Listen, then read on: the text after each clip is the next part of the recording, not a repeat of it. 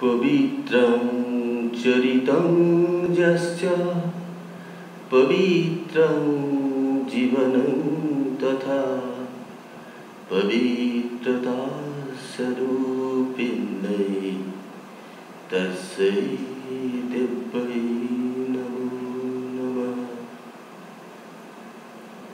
जननी शारदा আমাদের একালের জননী, যার মধ্যে পবিত্রতা স্বরূপিণী, যাকে আমরা গঙ্গার মতো পবিত্র রূপের দিকে থাকি, তিনি আমাদের এই জীবন যাপনের একটি পথ দেখিয়েছেন, যে পথে দুঃখ নেই, শুধু সুখ। বা বলা যেতে পারে তিনি সুখের চাবিকাঠি হাতে রেখেছিলেন। চাবিকাঠিটি এইরকম, বলছেন এক হাতে ঈশ্বর আর এক হাতে কর্ম। যদি ঈশ্বরকে ধরে কর্ম করা হয় তাহলে আর অশান্তি থাকে না। মা কখনো কখনো নিজের দিকে তাকিয়ে বলতেন, সবাই বলে জীবনে অশান্তি অশান্তি, কই আমি তো কখনো অশান্তি বলে কিছু দেখলাম না, বুঝলাম না। আসলে তিনি ছিলেন রামকৃষ্ণ গতপ্রাণা, যিনি সবসময় শ্রীরামকৃষ্ণ গতপ্রাণা, শ্রীরামকৃষ্ণের চিন্তা ভাবনা তদ্ভাব রঞ্জিতাকারং, তিনি তদ্ভাবে সবসময় নিমজ্জিত থাকতেন। তাই এই সাধারণ জগতের থেকেও তিনি এক দিব্য জগতে অবগাহন করতেন বলেই আমাদের এই লোকসাধারণের মতো তিনি দুঃখ কষ্ট পাননি। হয়তো তার জীবনের ইতিহাস পর্যবেক্ষণ করলে, পর্যালোচনা করলে আমাদের কাছে মনে হবে যে তিনি তো কামার পুকুরে ছিলেন, তখন তো তাকে অনেক কষ্ট করতে হয়েছে। সেখানে তিনি কি দুঃখ পাননি? আসলে ওই তিনি আপনাতে আপনি থেকে মন যেও না কারো করে, তিনি নিজের মধ্যে থাকতেন এবং শ্রীরামকৃষ্ণময় হয়ে থাকতেন বলেই তিনি দুঃখ বোধ করেননি। মা কখনো কখনো বলতেন যে 1,00,000 জপের কথা বলতেন জপাত সিদ্ধি জপাত সিদ্ধি। যিনি এত কর্ম করতেন, সেই কর্মের মধ্যেও জপ তার ছুটে যেত না, সমস্ত কাজের সঙ্গেই তার জপটুকু চলতে থাকত। মা তার সন্তানদের বলতেন এবং আমাদের জন্য, সকলের জন্য এই পথটি রেখে গেছেন যে এক হাতে কর্ম, এক হাতে ঈশ্বরকে ধরে থাকা।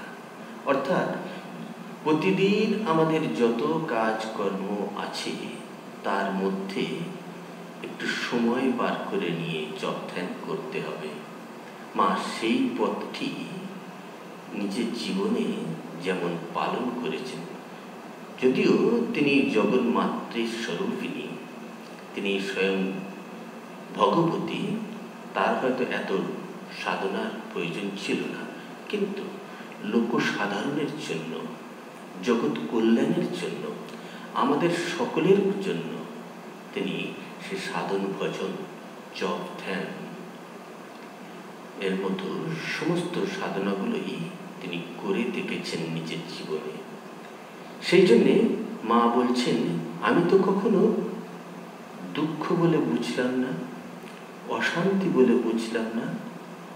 এই যে নিজের মধ্যে থাকা, ভগবানকে ধরে থাকা, যখন কেউ ঈশ্বরের সঙ্গে সংযুক্ত থাকেন তখন তো এই জাগতিক সুখ দুঃখ কষ্টের তিনি পারেই। মায়ের জীবন তাই।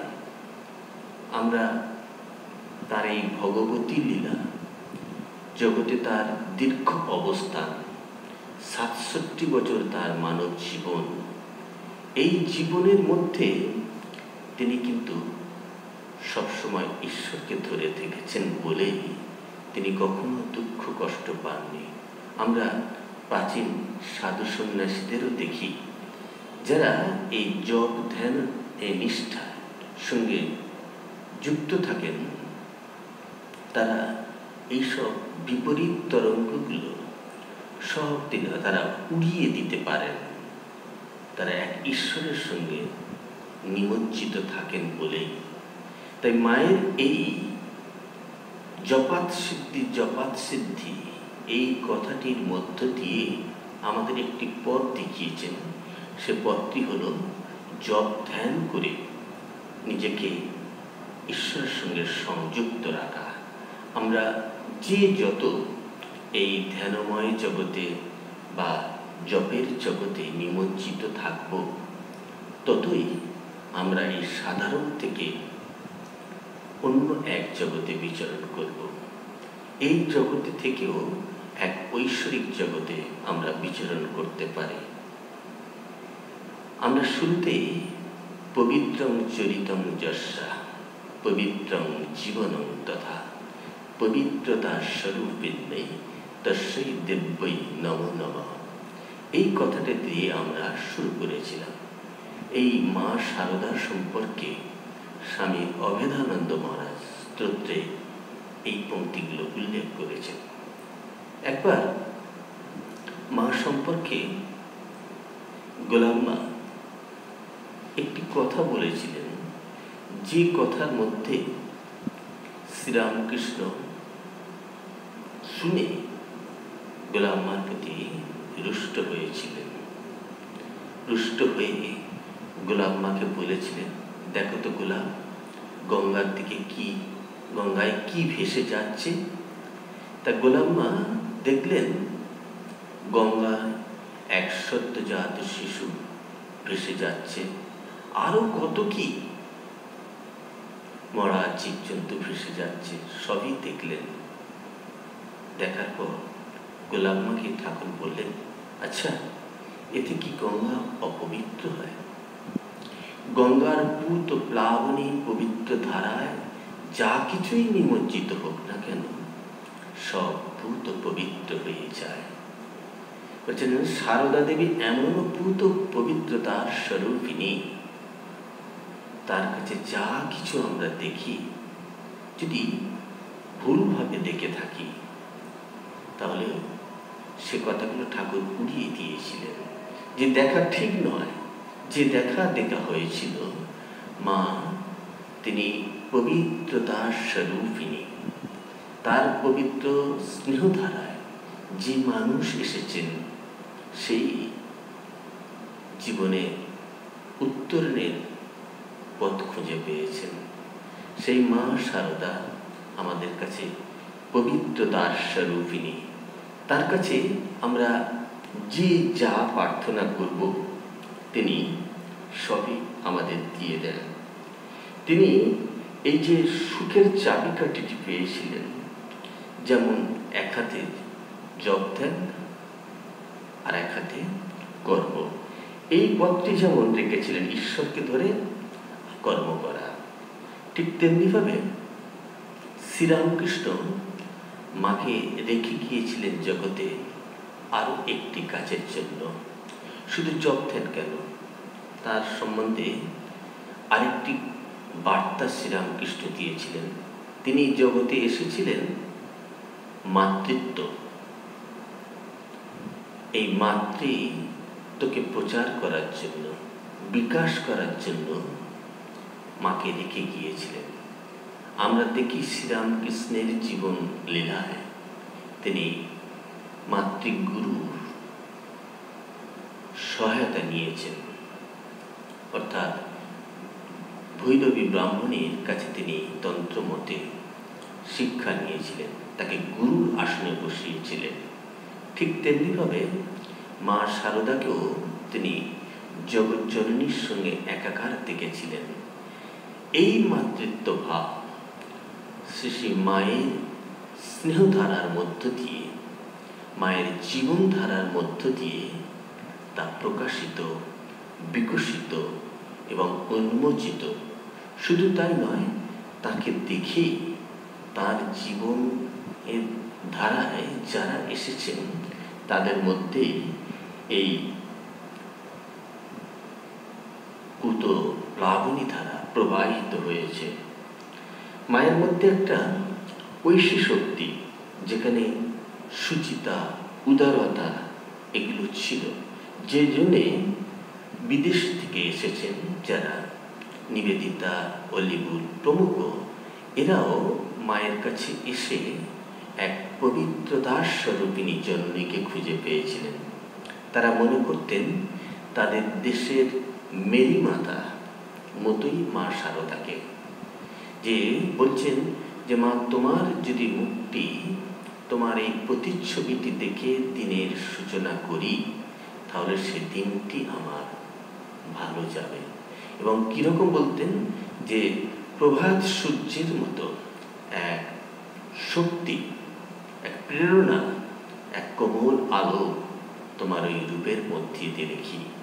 কাজেই এই বিদেশিরাও মায়ের মধ্যে এক পবিত্রতা স্বরূপিণী জননীকে দেখিয়েছিলেন, যে জননী আমাদের প্রতি মুহূর্তে সেই পবিত্র জীবন যাপনের দিকে এগিয়ে দেন।